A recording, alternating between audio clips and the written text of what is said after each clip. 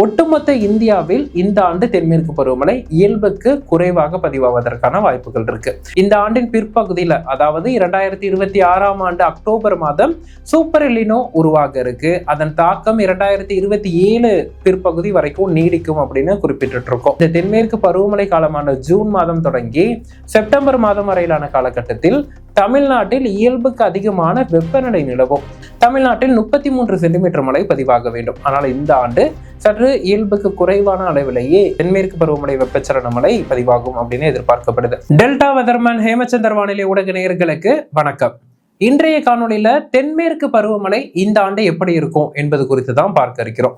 குறிப்பாக நமக்கு தென்மேற்கு பருவமழை நேரடியாக தமிழகத்திற்கு மழைப்பொழிவை கொடுக்காவிட்டாலும் நமக்கு மறைமுகமாக கேரளா, கர்நாடகா மற்றும் அண்டை மாநிலங்கள்ல மழைப்பொழிவை ஏற்படுத்தி தமிழகத்தின் நீர்நிலைகள் நிரம்புவதற்கு முக்கிய பங்காற்றுவது தென்மேற்கு பருவமழை தான்.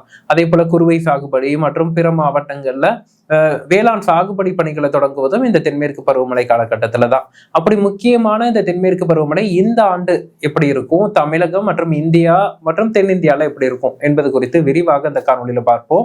இதுவரைக்கும் டெல்டா வெதர்மேன் வானிலை ஊடகத்தை சப்ஸ்கிரைப் செய்து கொள்ளாதவர்கள் சப்ஸ்கிரைப் செய்து கொள்ளவும். குறிப்பா நம்ம தொடர்ச்சியாக பதிவிட்டு இருக்கோம். இந்த ஆண்டு உருவாகக்கூடிய எல்னினோ ஆண்டாக அமைய இருக்கு. இந்த ஆண்டின் பிற்பகுதியில, அதாவது 2026 ஆண்டு அக்டோபர் மாதம் சூப்பர் எல்னினோ உருவாக இருக்கு. அதன் தாக்கம் 2027 பிற்பகுதி வரைக்கும் நீடிக்கும் அப்படின்னு குறிப்பிட்டு இருக்கோம். அப்படி பார்க்கும்போது எல்னினோ உருவாகக்கூடிய ஒரு காலநிலை அமைப்புல தான் இந்த தென்மேற்கு பருவமழை காலம் அமைய இருக்கு. ஜூன் மாதம் தொடங்கி செப்டம்பர் மாதம் வரையிலான காலகட்டத்தில் இந்த தென்மேற்கு பருவமழை கணக்கிடப்படும். இந்த காலகட்டத்தில் பசிபிக் பெருங்கடல்ல எல்னினோவும் இந்திய பெருங்கடல்ல நேர்மறை ஐஓடி, அதாவது பாசிட்டிவ் ஐஓடியும் உருவாக இருக்கு.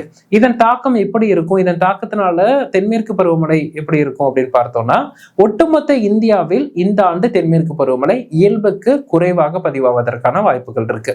ஏனென்றால் நமக்கு கடல் சார்ந்த அலைவுகள் மற்றும் வானிலை காரணிகள், வளிமண்டல அமைப்புகள் அவ்வளவு சாதகமாக அமையாது. இந்த தென்மேற்கு பருவமழை காலகட்டத்துல இந்த எல்னினோ அமைப்பு உருவாவதன் காரணமா இயல்பை விட குறைவான மழைப்பொழிவே இந்த ஆண்டு நாடு முழுவதும் எதிர்பார்க்கப்படுது.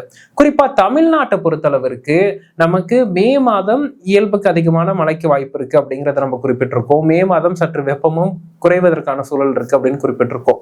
ஆனால் இந்த தென்மேற்கு பருவமழை காலமான ஜூன் மாதம் தொடங்கி செப்டம்பர் மாதம் வரையிலான காலகட்டத்தில் தமிழ்நாட்டில் இயல்புக்கு அதிகமான வெப்பநிலை நிலவும்.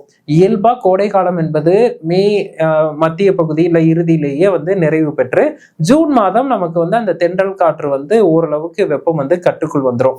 ஆனால் இந்த ஆண்டை பொறுத்தளவிற்கு நமக்கு ஜூன், ஜூலை, ஆகஸ்ட், செப்டம்பர் மாதத்திலும் இயல்புக்கு அதிகமான பகல் நேர வெப்பநிலை பதிவாவதற்கான வாய்ப்புகள் இருக்கு. அதாவது கோடை காலம் போன்றே ஒரு நீடித்த கோடை காலத்தை நம்ம செப்டம்பர் மாதம் வரைக்கும் காண்பதற்கான ஒரு சூழல் காணப்படுது. அது மட்டுமின்றி தமிழ்நாட்டிலும் இந்த கோடை காலத்துல, அதாவது தென்மேற்கு பருவமழை காலத்துல பெய்யக்கூடிய வெப்பச்சலன இடிமழை என்பது இயல்புக்கு குறைவாக பதிவாவதற்கான வாய்ப்புகள் இருக்கு. சராசரியாக ஜூன் 1ஆம் தேதி முதல் செப்டம்பர் 30ஆம் தேதி வரையிலான காலகட்டத்துல தமிழ்நாட்டில் 33 சென்டிமீட்டர் மழை பதிவாக வேண்டும். ஆனால் இந்த ஆண்டு சற்று இயல்புக்கு குறைவான அளவிலேயே தென்மேற்கு பருவமழை வெப்பச்சலன மழை பதிவாகும் அப்படின்னு எதிர்பார்க்கப்படுது. அது மட்டுமின்றி கேரளா, கர்நாடகா மற்றும் அதனை ஒட்டியிருக்கக்கூடிய தெலுங்கானா போன்ற மாநிலங்கள்லையும் இந்த ஆண்டு மழைப்பொழிவு சற்று குறைவதற்கான ஒரு சூழல் இருக்கு. அப்படி பார்க்கும்போது கடந்த ஒரு 4-5 ஆண்டுகள்லாம் பார்த்திருப்போம். நமக்கு கர்நாடகாவில் இருந்து அதிகப்படியான தண்ணீர் திறந்து நமக்கு அதிக நீர் கடல்ல சேரும் அளவிற்கெல்லாம் திறந்ததெல்லாம் பார்த்தோம். மேட்டூர் அணை தொடர்ச்சியாக நிரம்பி அடுத்தடுத்து நிரம்பும் சூழல்கள்லாம் பார்த்திருப்போம். ஆனா இந்த ஆண்டு நமக்கு தேவையான நீரை கர்நாடகாவில் கேட்டு பெறும் ஒரு சூழல் தான் ஏற்படும். அதே போல இந்த ஆண்டு ஜூன் 12ஆம் தேதி மேட்டூர் அணை திறக்கப்படுமா என்பதும் கேள்விக்குறிதான். அது அப்படி திறக்கப்பட்டாலும் நமக்கு குறுவை சாகுபடிக்கு நீடித்து தொடர்ச்சியாக தண்ணீர் திறப்பதற்கு ஏற்ற சூழல் என்பது இருக்காது. ஏன்னா ஜூன், ஜூலை மாதங்கள்ல அங்க கர்நாடகாவிலேயே பருவமழை குறையும் போது அங்கிருந்து வரக்கூடிய நீர் குறையும். இதன் காரணமா ஒரு தொடர்ச்சியாக எந்தவித தடையும் இன்றி மேட்டூர் அணை திறப்பது என்பது சற்று கேள்விக்குறியாக தான் பார்க்கப்படுது. அப்படி பார்க்கும்போது இந்த ஆண்டு தென்மேற்கு பருவமழை இயல்புக்கு குறைவாக பதிவாகும்.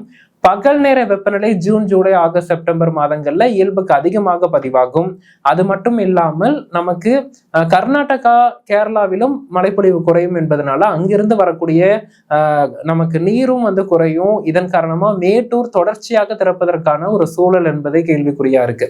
இதெல்லாம் வச்சு பார்க்கும்போது நீங்க குறுவை சாகுபடி செய்ய திட்டமிட்டிருக்கக்கூடிய விவசாயிகள், உங்களுக்கு நிலத்தடி நீர்மட்டம் இருக்கு, இல்ல எனக்கு ஒரு பண்ணை குட்டை இருக்கு, அந்த குட்டையில நீர் இருக்கு, இது மாதிரி நீர் ஆதாரம் வேற எதுவும் இருக்கு, அதனால எனக்கு பிரச்சனை இல்லை, நான் மேட்டூரை மட்டுமே நம்பி இல்ல மழைப்பொழிவை மட்டுமே நம்பி அப்படின்னு இருக்கக்கூடிய விவசாயிகள் தாராளமாக குறுவை சாகுபடியை ஈடுபடலாம். ஆனால் ஒன்றே ஒன்று, அதிக வெயிலையும் வெப்பத்தையும் சற்று தண்ணீர் குறைவான மழைப்பொழிவு குறைவாக இருப்பதையும் எதிர்கொள்வதற்கு தகுந்த நெற்பயிர்களை தேர்ந்தெடுத்து நீங்க வந்து குறுவை சாகுபடியில ஈடுபடுங்க.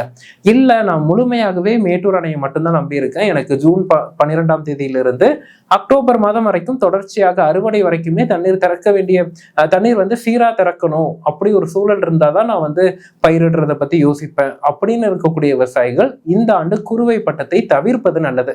ஏன்னா நமக்கு மேட்டூர் கை கொடுக்குமா, நமக்கு தொடர்ச்சியாக நீர் திறக்கப்படுமாங்கிறது வானிலை காரணிகள் அடிப்படையில சற்று கேள்விக்குறியா பார்க்கப்படுது.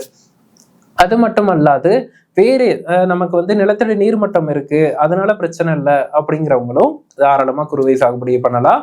மேட்டூரை நம்பியோ அல்லது வானிலை மழைப்பொழிவை நம்பியோ நேரடியாக விதைப்பவர்கள் இந்த ஆண்டு குறுவை பட்டத்தை வந்து ஒத்தி வைத்து விட்டு நேரடியாக சம்பா பட்டத்திற்கு செல்வது நல்லது. ஒட்டுமொத்தமாக தமிழகத்தை பார்த்தா இந்த ஆண்டு தென்மேற்கு பருவமழை இயல்புக்கு குறையும், வெப்பம் அதிகரித்து காணப்படும், அதுதான் நிலை. இதுல குறிப்பாக மேற்கு மாவட்டங்கள், நமக்கு கோயம்புத்தூர் மாவட்டத்திலேயே இந்த பாலக்காடு கணவாய் பகுதியான பொள்ளாச்சி, கிணத்துக்கடவு, நெகமம், ஆனமலை, பல்லடம் சுற்று வட்டாரம்லாம் இந்த தென்மேற்கு பருவமழையில் வரக்கூடிய அந்த சாரல் மழையை நம்பிதான் இருக்காங்க. அவர்களுக்கும் ஜூன், ஜூலை, ஆகஸ்ட் மாதங்கள்ல மழைப்பொழிவு குறைவதற்கான ஒரு சூழல் இருக்கு. ஆனால் பிந்திய மழை இருக்கும். செப்டம்பர், அக்டோபர் மாதத்துல அந்த பாலக்காடு கணவாய் பகுதிக்கு நல்ல மழைப்பொழிவு வருவதற்கான வாய்ப்புகள் இருக்கு. ஆனால் முந்தைய மழை அந்த ஜூன், ஜூலை, ஆகஸ்ட் மாதத்துல மழைப்பொழிவு குறைந்தும் வெப்பம் அதிகமாகவும் இருக்கும். தென்னை விவசாயிகள் அதற்கு தகுந்த முன்னேற்பாடுகளை எடுத்துக்கொள்வது நல்லது. தென்னை விவசாயிகள் அதற்கு தகுந்தாற் போல திட்டமிட்டுக் கொள்வதும் நல்லது. அது மட்டுமல்லாது கோயம்புத்தூர், நீலகிரி, தேனி, தென்காசி, திருநெல்வேலி போன்ற மேற்கு தொடர்ச்சி மலைப்பகுதிகளில் பயிரிட்டிருக்கக்கூடிய தேயிலை பயிரிட்டிருக்கக்கூடிய விவசாயிகள் அவர்களுக்கும் இந்த ஆண்டு பருவமழை காலகட்டத்துல மழைப்பொழிவு குறைவாகவும் பிந்திய மழையாக செப்டம்பர், அக்டோபர் மாதத்துல ஒரு பரவலான மழைக்கும் வாய்ப்புகள் இருக்கு. இந்த மேற்கு தொடர்ச்சி மலை மாவட்ட விவசாயிகளும் அதே போல பொள்ளாச்சி, கிணத்துக்கடவு, நெகமம் விவசாயிகளும் ஜூன், ஜூலை, ஆகஸ்ட் மாதத்துல மழைப்பொழிவு குறையுதுங்கிறத நினைத்து தற்போது வந்து அச்சம் கொள்ள வேண்டாம். மே மாதத்துல நல்ல இடிமழை இருக்கும். அதன் பிறகு முன்பகுதி மழை குறைந்தாலும் செப்டம்பர், அக்டோபர்ல சற்று மழைப்பொழிவு கை கொடுக்கும் அப்படின்னே நம்பலாம். இதுதான் தற்போதைய நிலையில வானிலை எதிர்பார்ப்பு, தென்மேற்கு பருவமழை குறித்தான ஒரு விரிவான பார்வை. இதுல உங்களுக்கு எதுவும் சந்தேகங்கள் இருந்தா கமெண்ட்ஸ்ல கேளுங்க, அது குறித்தான பதில் நான் வெளியிடுறேன். அது உண்மையிலேயே வந்து முக்கியமான தகவலா இருந்தா அது குறித்தான காணொலியும் வெளியிடுறேன். தொடர்ந்து இணைந்திருங்கள் டெல்டா வதர்மன் வானிலை ஊடகத்துடன். நன்றி.